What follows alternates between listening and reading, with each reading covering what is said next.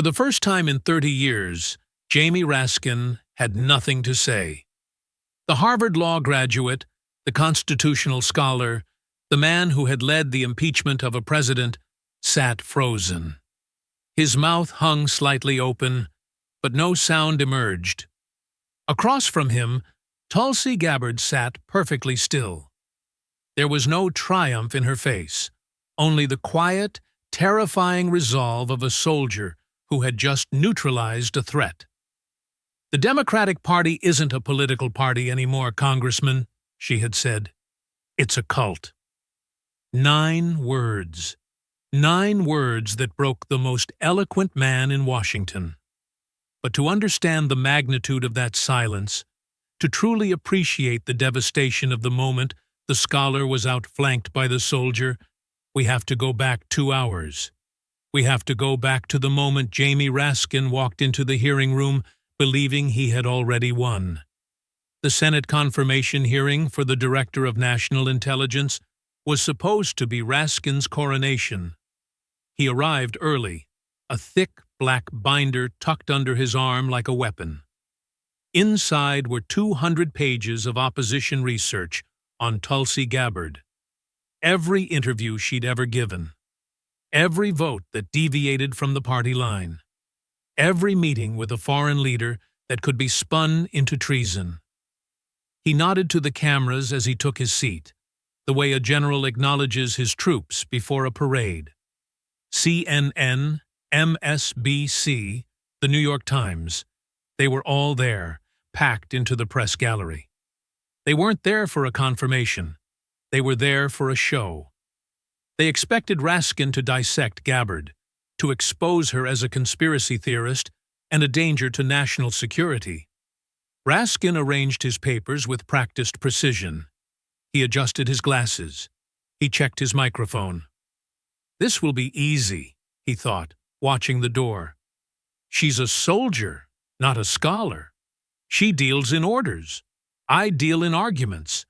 I'll have her contradicting herself in 20 minutes. He glanced at the empty chair across from him. To Raskin, Tulsi Gabbard wasn't just a nominee. She was an apostate. A former Democratic congresswoman, a former vice chair of the DNC who had defected to the Trump administration. The word traitor wasn't explicitly in his prepared remarks. He was too smart for that, but it didn't need to be. He would imply it with his tone, suggest it with his eyebrows, and let the audience draw their own conclusions. That was the art of the constitutional prosecutor. "She thinks she can handle me," he mused, smoothing his tie. "She has no idea what she's walking into." Then the doors opened. Tulsi Gabbard entered. She didn't look at the cameras. She didn't wave to the gallery. She walked to her seat with a military precision that sucked the oxygen out of the room. There was no entourage. There were no aides whispering last-minute strategy. There was no thick binder. She carried a single thin folder, light enough to hold in one hand. She wore a dark blazer, functional and severe. No statement jewelry. No makeup beyond the minimum. Nothing performative. Nothing for show. She sat down the way a sniper settles into a hide, quiet, focused, checking her sight lines. She placed her hands on the table, folded them, and waited. Only then did she look at Raskin. Their eyes met for exactly 2 seconds. She didn't smile. She didn't nod in deference. She simply assessed him. It was the combat stare, the look of someone measuring the distance to the target and adjusting for windage. Something cold touched Raskin's spine, a flicker of unease he couldn't quite place. He ignored it. He was Jamie Raskin. He didn't get rattled. "Ms. Gabbard," he said, flashing his television smile, a smile that didn't reach his eyes. "Your journey from Democratic Congresswoman to Trump administration nominee is fascinating. I have quite a few questions." "I'm sure you do, Congressman," Tulsi replied. Her voice was flat, controlled, devoid of the nervousness that usually plagued nominees. I have answers. Raskin's smile widened, bordering on predatory. Answers? Well, we'll see about that. We will, she said. Then she paused. I have some questions, too. Raskin almost laughed. Questions. The nominee doesn't ask questions. The nominee sits there and takes the beating until the timer runs out. She thinks she's going to question me? The constitutional scholar? He turned to his binder, flipping open the first tab, already savoring the confrontation to come. He should have paid attention to what she didn't say. He should have looked at that thin folder and wondered what was inside. Because unlike his questions, which were designed for sound bites, hers came loaded, and the safety was off.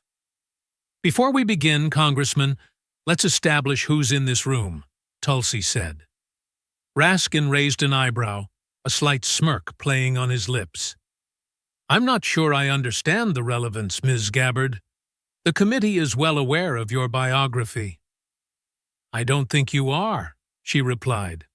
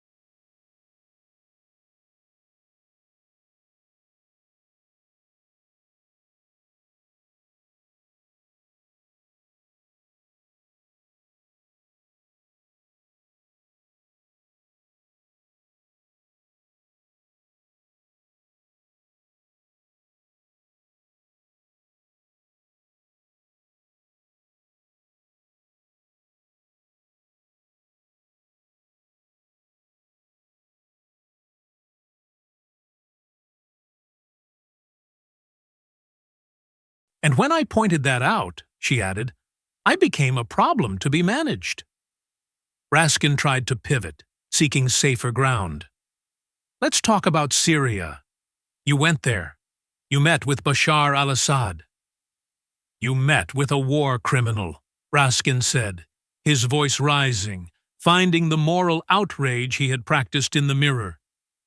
You sat across from a man who gassed his own people, and you legitimized him. I met with the leader of a country we were about to bomb, Tulsi corrected, unflinching. I wanted to understand the situation on the ground. I wanted to ask questions before we started another regime change war. Her voice sharpened, cutting through his indignation. Your party called me an Assad apologist. They called me a traitor. They said I was giving comfort to a dictator. She leaned forward. Do you know what I was actually doing, Congressman? I was asking for evidence. Evidence of the chemical weapons claims. Evidence that intervention would help rather than hurt. Evidence that we had learned anything from Iraq, from Libya, from every disaster that came before. She pulled out another document, a declassified intelligence assessment. I asked why we were arming rebel groups that were allied with al-Qaeda. I asked why American weapons, paid for by American taxpayers, were ending up in the hands of terrorists who wanted to kill us. She looked directly into Raskin's eyes. Do you know who those rebels became? Raskin froze. He knew the answer. Every person in Washington knew the answer, though they rarely said it out loud. ISIS. Al-Nusra. We armed terrorists, Congressman. American tax dollars, American weapons, in the hands of people who wanted to destroy us. She set the document down on top of the Libya photo. I was right, she said. And for being right, I was called a traitor. Raskin's hand moved toward his water glass. He stopped himself mid-motion. It was a tell, a sign of nervousness he taught his law students to avoid. But he couldn't help it. He looked down at his binder. 200 pages of research. Quotes about judgment. Articles about controversial stances. Suddenly, they all seemed useless. He had prepared to attack her judgment based on Washington consensus, but she was reframing the consensus as catastrophe. She's not defending herself, Raskin realized with a jolt of panic. She's prosecuting us.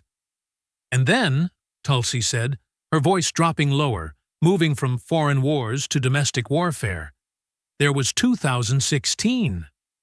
Something flickered in Raskin's eyes. Caution. Fear. The DNC. I was vice chair of the Democratic National Committee, Tulsi said. I had a front row seat to what happened during the primary.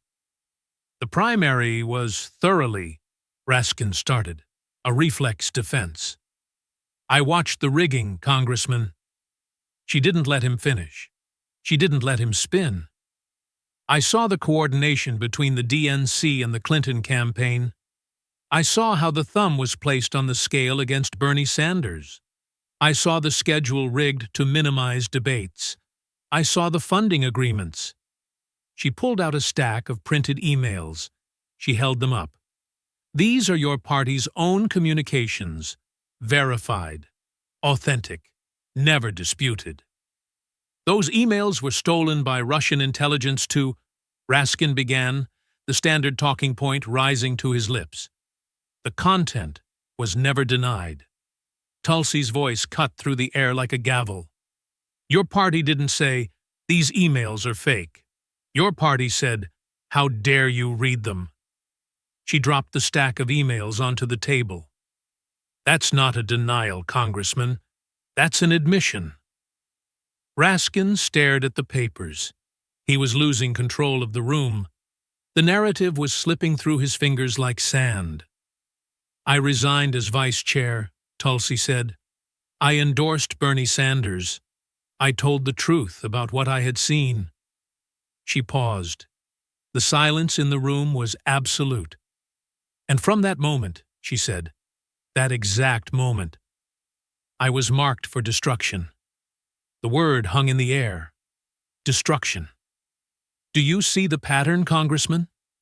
Tulsi's voice was calm, methodical, devastating. It wasn't the sound of a politician making a speech. It was the sound of a structural engineer explaining why a building collapsed. Ask a question. Get marginalized. Tell the truth. Get blacklisted. Refuse to comply. Get destroyed. She leaned forward slightly, her eyes locking onto Raskin's. That's not democracy. That's not a political party. That's a machine. And I had the audacity to throw a wrench into it. Raskin flipped through his binder, his fingers moving frantically over the tabs. He was looking for something, anything, to counter this narrative. But his research was built on the assumption that she would defend her record. He had quotes prepared to attack her judgment. He didn't have a defense for the DNC's corruption because, in Washington, the DNC's corruption is treated like the weather. Everyone knows it's there, but it's considered impolite to complain about it. Her evidence is stronger than mine, he realized with a sickening jolt. She isn't quoting news articles. She's quoting her life. I was vice chair of the DNC, Tulsi continued. I wasn't an outsider throwing stones from the cheap seats. I was in the boardroom. I had a front row seat to the architecture of the 2016 primary. I watched the rigging, Congressman. I saw the coordination between the DNC and the Clinton campaign before a single vote was cast. I saw how the debate schedule was manipulated to minimize exposure. I saw how the fundraising agreements were structured to starve the Sanders campaign. She pulled out a stack of printed emails. She held them up for the cameras. These are your party's own communications. Verified. Authentic. Never disputed. Those emails were stolen by Russian intelligence, Raskin interjected, his voice rising, clinging to the only talking point he had left. They were weaponized to... The content was never denied. Tulsi's voice cut through his deflection like a laser. Your party didn't say, these emails are fake. Your party didn't say, we never wrote this. Your party said, how dare you read them? How dare you look at how the sausage is made? She set the emails down on the table with a soft thud. That's not a denial, Congressman. That's an admission. I resigned as vice chair, she said, her voice dropping to a somber register. I walked away from the seat of power. I endorsed Bernie Sanders because I believed he represented the people, not the machine. She paused. And that was my crime. That was the moment I became an enemy of the state. Your state. Raskin shifted in his seat. The situational complexity he usually relied on to explain away corruption wasn't working. The moral high ground he had claimed at the start of the hearing was eroding beneath his feet. Behind him, another Democratic senator checked his phone, leaned over to an aide, whispered something, and didn't look up. The distance was growing. You talk about protecting democracy, Tulsi said, but I watched you dismantle it from the inside to ensure your preferred candidate won. I watched you sacrifice integrity for power.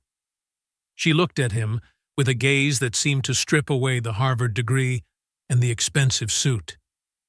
And when I refused to play along, when I refused to bend the knee, the machine turned its sights on me. You didn't just want to beat me, Congressman, she said. You wanted to erase me. Raskin's voice changed. It dropped lower. This was personal now. He knew where she was going. He knew the specific weapon that had been deployed against her, the weapon he had helped sharpen with his own silence. Now, Tulsi said, let's talk about the moment your party tried to kill my career for good. Raskin straightened, trying to regain his composure. I don't think kill is the appropriate.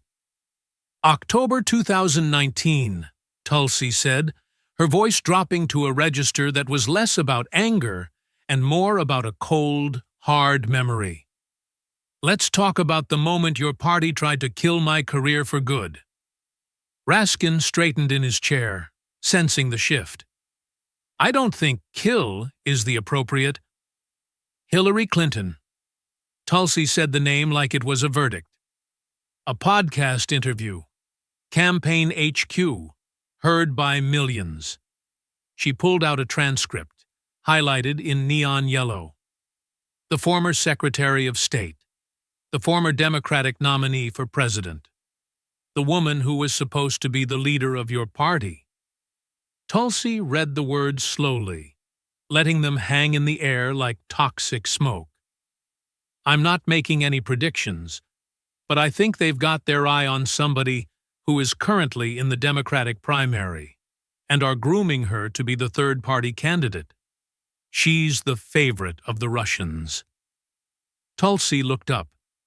Favorite of the Russians? She didn't name me, Tulsi said, her eyes locking onto Raskin's. But when asked later if she was referring to me, her spokesman said, if the nesting doll fits. Russian asset. That is what the most powerful woman in your party called a sitting congresswoman and a major in the Army National Guard. Secretary Clinton raised concerns that many intelligence officials shared regarding, Raskin began, falling back on the safety of consensus. What evidence? Tulsi snapped. There were concerns based on patterns of... What? Evidence? Silence. Tulsi nodded slowly. None. There was no evidence. No investigation. No proof. Just a smear thrown like a grenade to destroy a dissenter. She pulled out a collage of headlines she had prepared. She spread them across the table, covering the wood with the ink of her assassination. The next morning, I woke up a traitor. CNN ran with it. MSNBC ran with it. The New York Times ran with it. Every network, every newspaper, every talking head, all of them repeating Hillary Clinton's accusation as if it were the gospel truth. Her voice remained controlled, but the temperature in the room seemed to drop 10 degrees.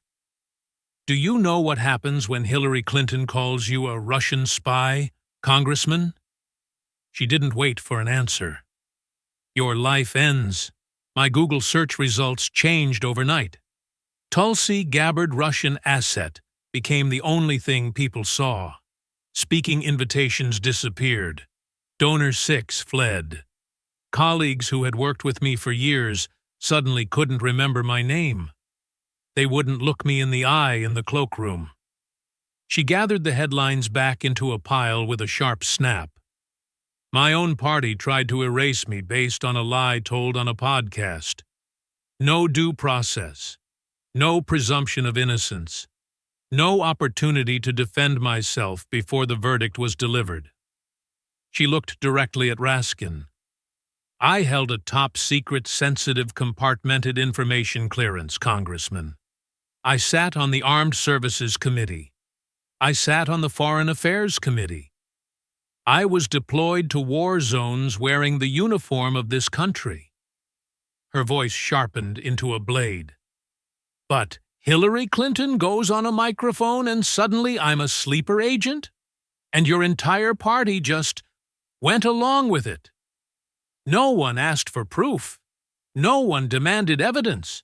No one said, wait, maybe we shouldn't call a soldier a traitor without proof. Raskin's hands were flat on the table now, pressing down, steadying himself. Did you speak up, Congressman? Tulsi asked. He didn't answer. Did you demand evidence? Did you say, this is wrong? Did you go on MSNBC and say, Tulsi Gabbard is a patriot? Nothing. You watched your party destroy a fellow member based on a lie. And you decided that silence was the safer choice. You decided that my destruction was acceptable collateral damage for the party line. Raskin's voice came out tighter than he intended.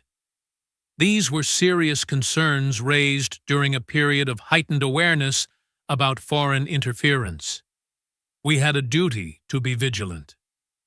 Vigilant? Tulsi's tone was ice. That's what you call it when you destroy someone without evidence. Vigilance. She shook her head slowly. I called it something else, Congressman. I called it McCarthyism. I called it a political hit job. I called it exactly what it was. The machine grinding up anyone who dared to dissent. She paused, leaning in. Your silence then is the same as your silence now. And that silence tells me everything I need to know about your party's commitment to truth. Raskin reached for his water glass. This time, he didn't stop himself. His hand was shaking slightly. He hoped the cameras didn't catch it. They did. Behind him, a Democratic senator stood quietly, murmured something to an aide about another commitment, and walked out the side door without looking back. Raskin didn't turn around. He knew what he'd see. Empty chairs. Tulsi shifted her posture.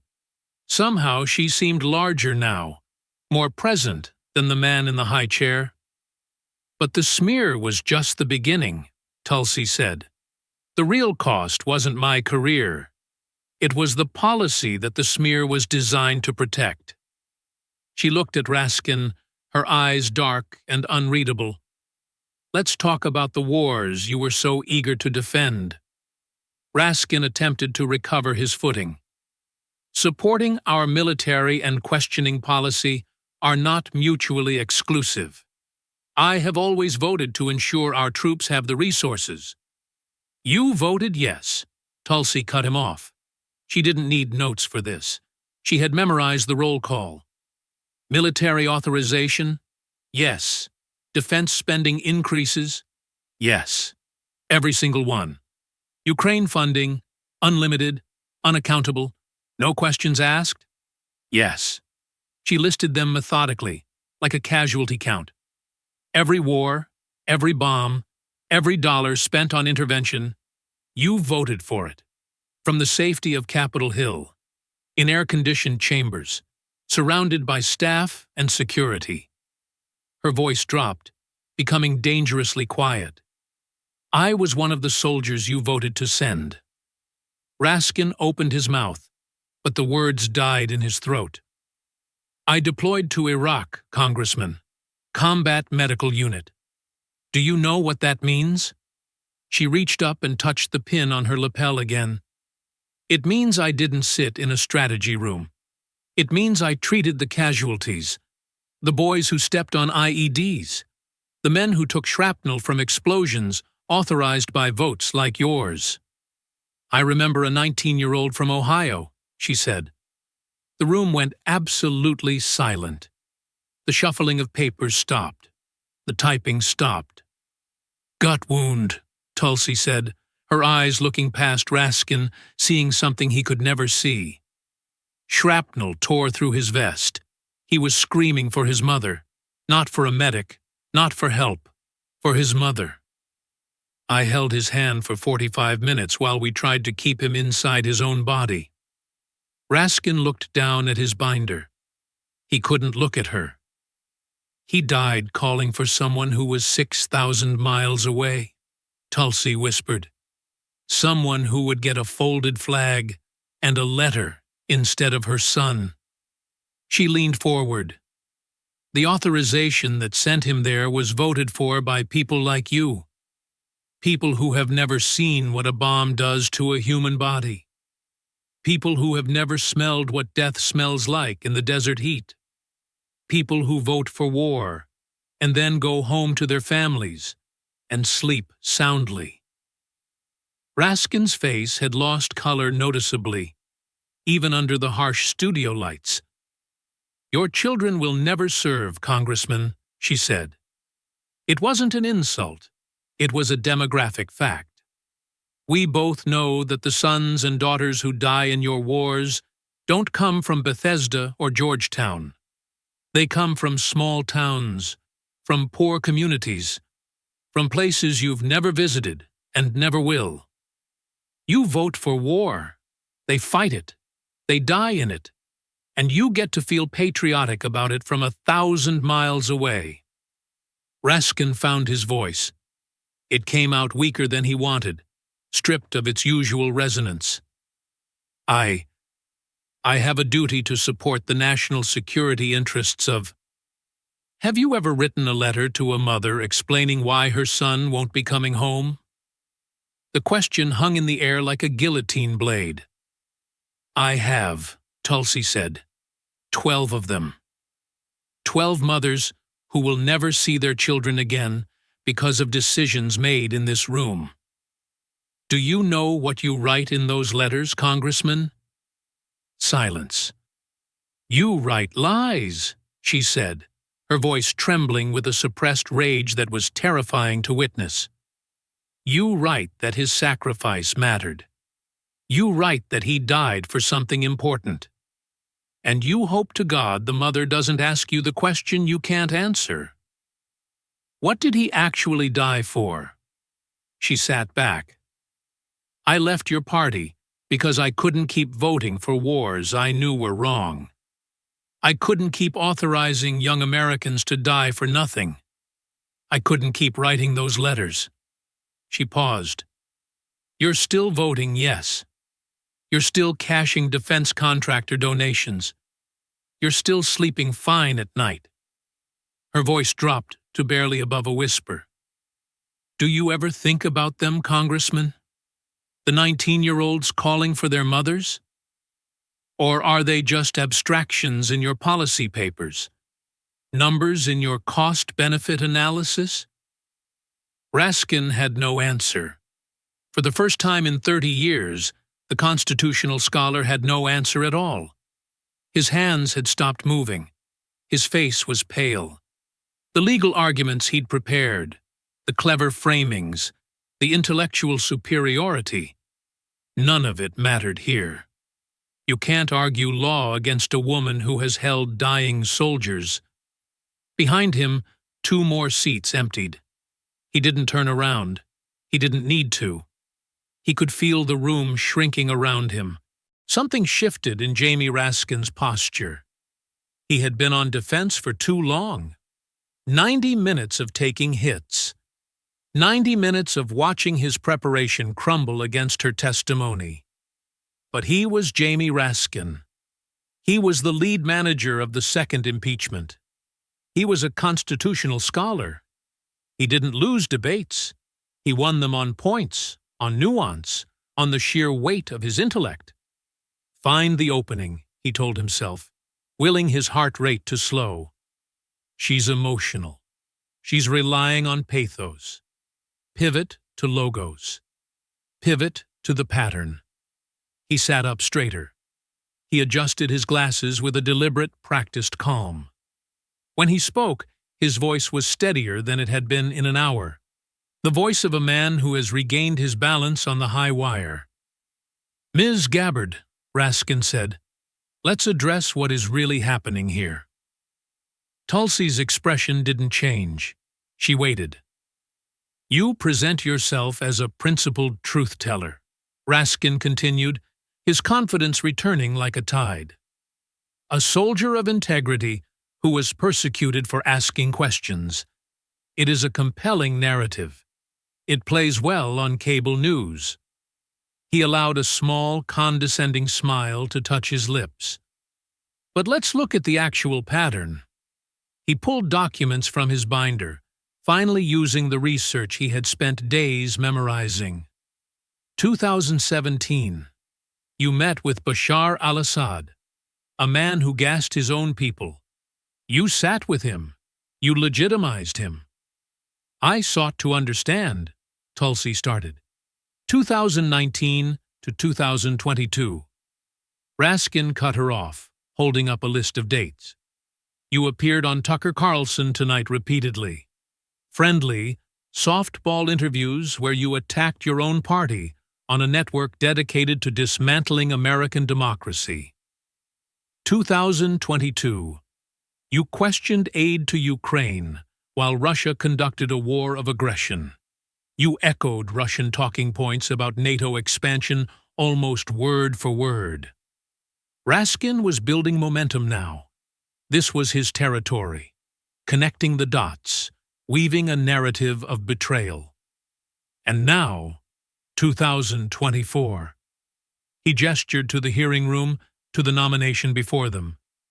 Now you have accepted a nomination from Donald Trump himself, the man your party, your former party, impeached twice, the man who tried to overturn an election.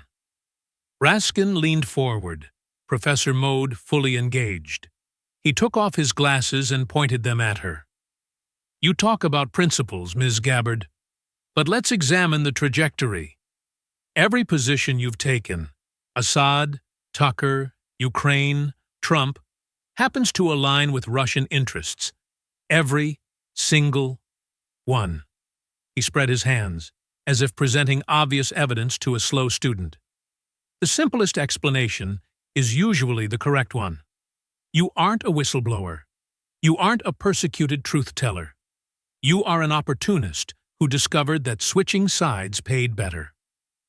The energy shifted in the room. A few murmurs from the Democratic side. Some nodding heads. Raskin pressed his advantage. Your party didn't abandon you, Ms. Gabbard. You abandoned your party the moment you calculated that there was more profit on the other side. And now you want us to believe you are the victim? He was in his element now. Complex sentences, constitutional framing, the intellectual superiority that had served him for 30 years. The question isn't whether you asked uncomfortable questions, Raskin said. The question is why your answers always seem to benefit America's adversaries. That's not principle. That's a pattern. And patterns deserve scrutiny. He leaned back, satisfied. He had reframed the debate. He wasn't attacking a soldier. He was exposing a turncoat.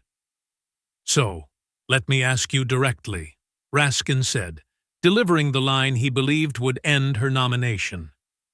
Why should we trust you with the nation's intelligence when your own record raises so many questions about whose interests you actually serve? The room waited.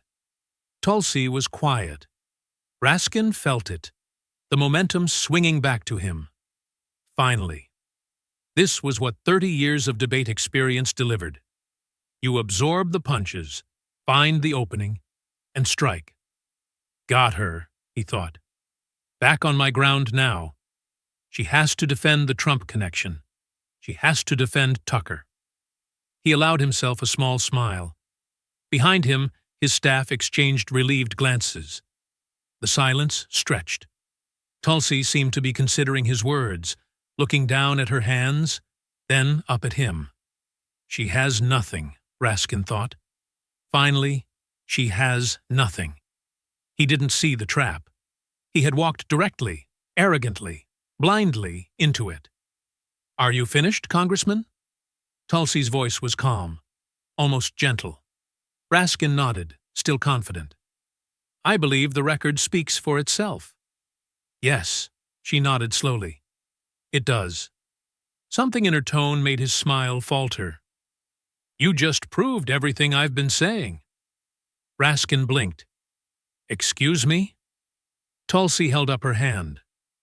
I asked for evidence of the Russia accusation. You gave theories and insinuations. She raised a finger. I asked why no one demanded proof before destroying my career. You changed the subject to Assad. She raised another finger. I asked about your votes for endless wars. You attacked my character instead of answering. She lowered her hand. And just now, you did exactly what your party always does. She looked at him with a gaze that stripped him naked. I presented facts. You responded with implications. I gave testimony. You gave conspiracy theories. Raskin's mouth opened, but no sound came out. That's the playbook, isn't it, Congressman? Tulsi's voice remained level, but there was a hardness underneath it now. the steel of a commander watching an enemy walk into a minefield. When you can't win the argument, destroy the person making it. When you can't answer the question the questioner's motives. She shook her head slowly, looking at him with a mix of disappointment and recognition. I've seen this playbook before. I've been on the receiving end of it for years, and I just watched you run it, step by step, in real time, in front of cameras for the whole country to see. That is a mischaracterization, Raskin stammered. Is it? Tulsi cut through. You just accused me of being a Russian asset again. Still, after 3 years of zero evidence, you didn't present proof, Congressman. You didn't show a bank transfer. You didn't show a classified cable. She leaned forward. You presented the same innuendo, the same guilt by association, the same conspiracy theories that Hillary Clinton used to try to destroy me. That's not questioning, Congressman, she said. That's McCarthyism with a law degree. Raskin reached for a response, his mind racing through case law and precedents, but finding nothing that applied to the raw reality of the moment. You want to know what your party is really like, Congressman? Tulsi asked. I'll tell you. Because I was there. I was inside. The room grew even quieter. This was the insider threat realized. I sat in those meetings, she said, her voice dropping to a conspiratorial whisper that reached every microphone. I heard what leadership says behind closed doors. I know how decisions get made. I know who calls whom. I know how the word goes out when someone needs to be destroyed. Raskin's face was losing color, draining to a pale gray. I know which journalists take direction, Tulsi continued. I know which talking heads coordinate their attacks. I know how the machine operates, Congressman, because I was part of it. I saw the gears turn. These are baseless. No evidence?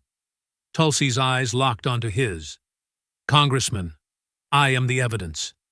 She spread her hands, offering herself up as Exhibit A. I am a former 4-term congresswoman from your party. I am a former vice chair of the DNC. I sat in the rooms. I heard the conversations. I watched the machine work. She paused. And when I told the truth about what I saw, your party tried to destroy me. That's not an allegation, Congressman. That's an autobiography. I lived it. Raskin gripped the edge of the table. His knuckles were white. He looked like a man trying to hold onto a cliff face by his fingertips. You came here to expose me as a traitor, Tulsi said, but all you've done is demonstrate exactly how your party operates. Attack, smear, insinuate, never answer, never provide evidence, just destroy. She glanced past him, over his shoulder. Your colleagues are leaving, Congressman. Have you noticed? Raskin stiffened. That's what happens in your party when the truth starts coming out, Tulsi said mercilessly.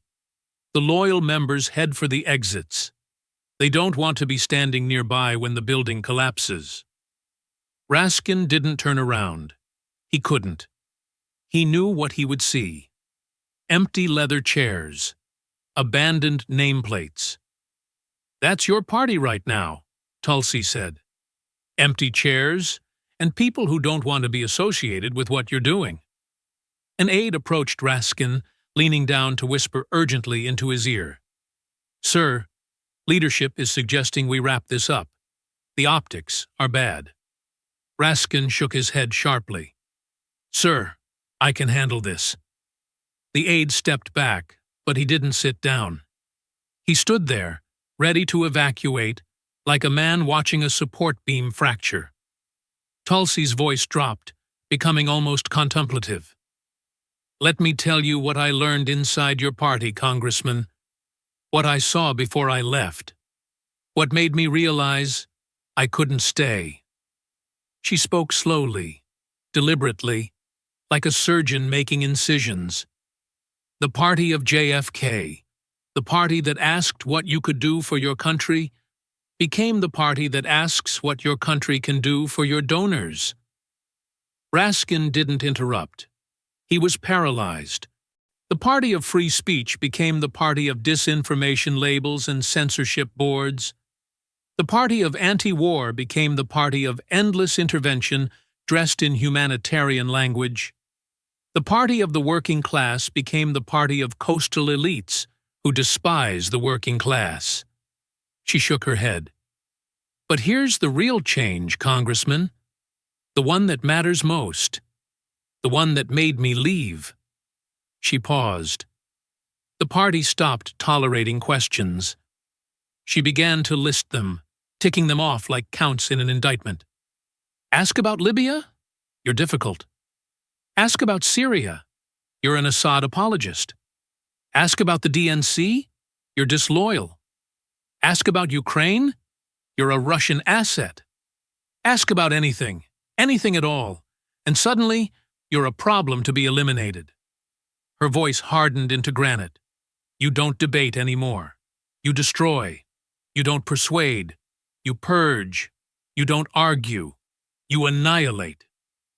Anyone who questions the narrative becomes an enemy, not a colleague with a different view.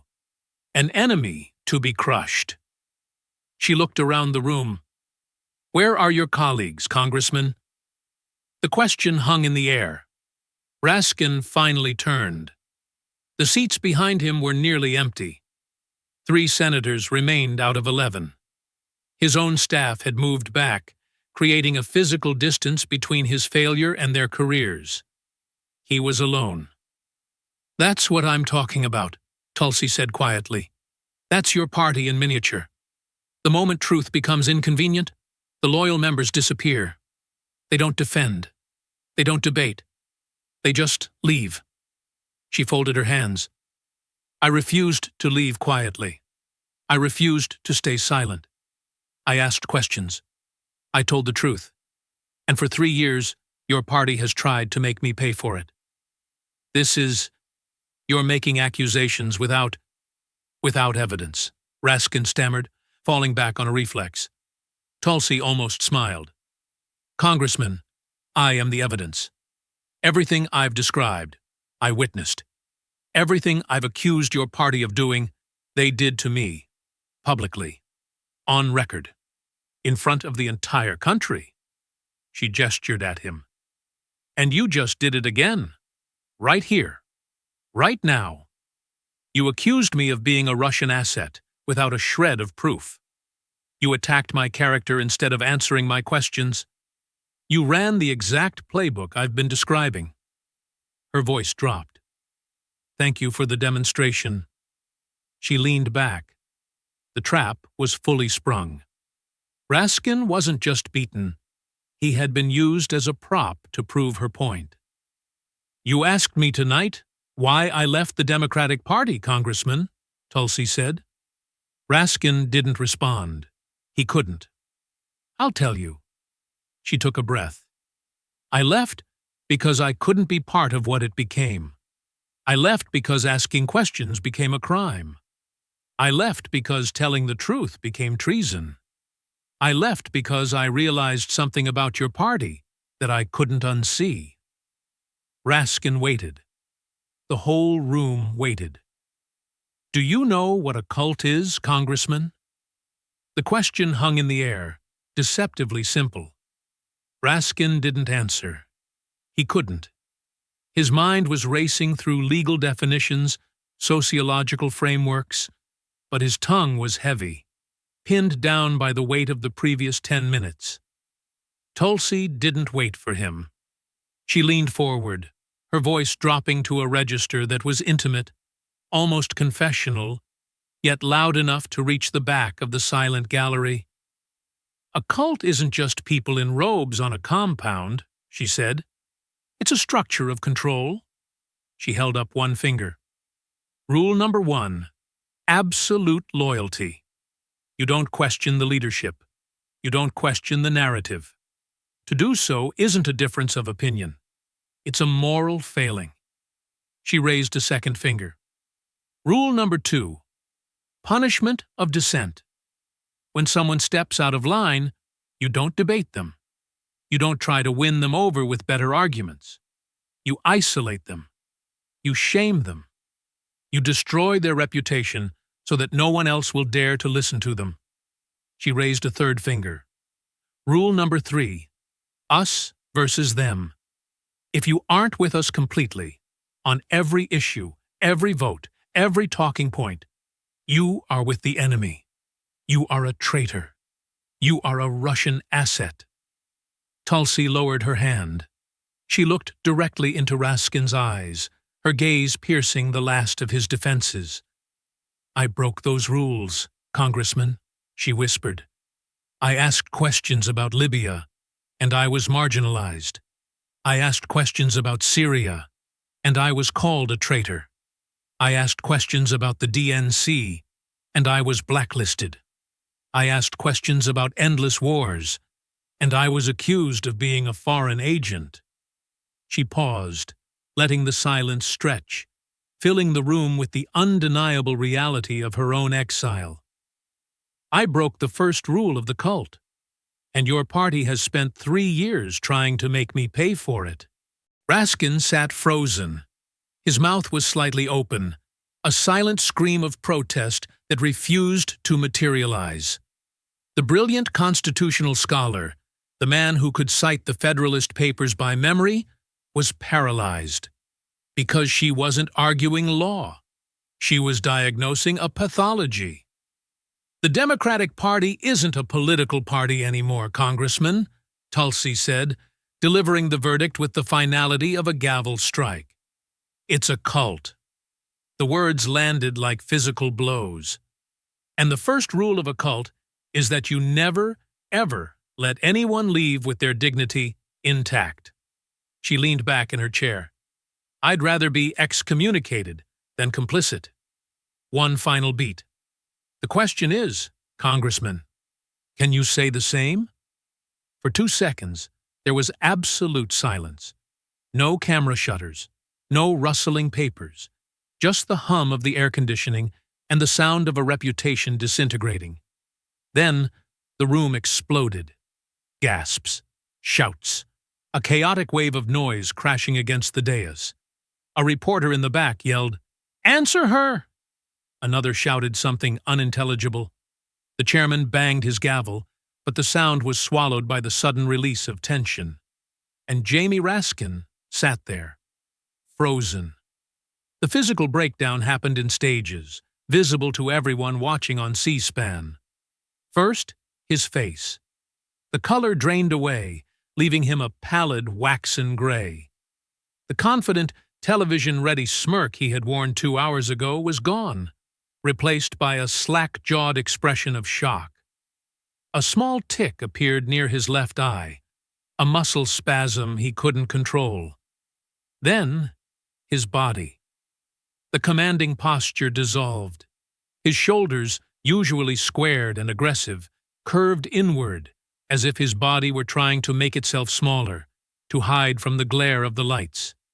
His hands, which had gestured so eloquently throughout his career, lay flat and lifeless on the table. Finally, his eyes. They darted around the room, frantic, searching.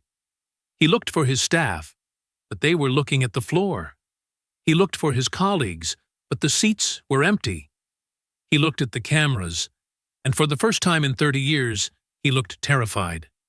He tried to speak. He had to speak. He was Jamie Raskin. He always had a rebuttal. That's a gross... The sentence died in his throat. It was weak.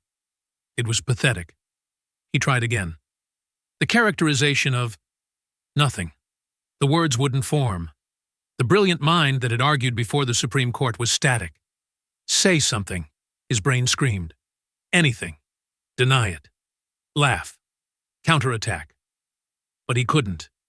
Because looking at her, calm, steady, unmoving, he felt the cold, terrifying grip of a thought he couldn't push away. What if she's right? He reached for his water glass.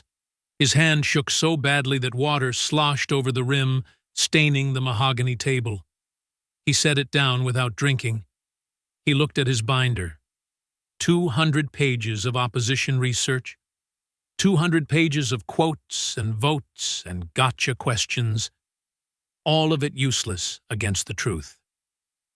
Raskin's eyes were still fixed on his binder, as if the answer to Tulsi's question might be hidden in the margins of his notes. But the text didn't change. The silence in the room was a living thing, heavy and suffocating. "I have no further questions," Raskin whispered.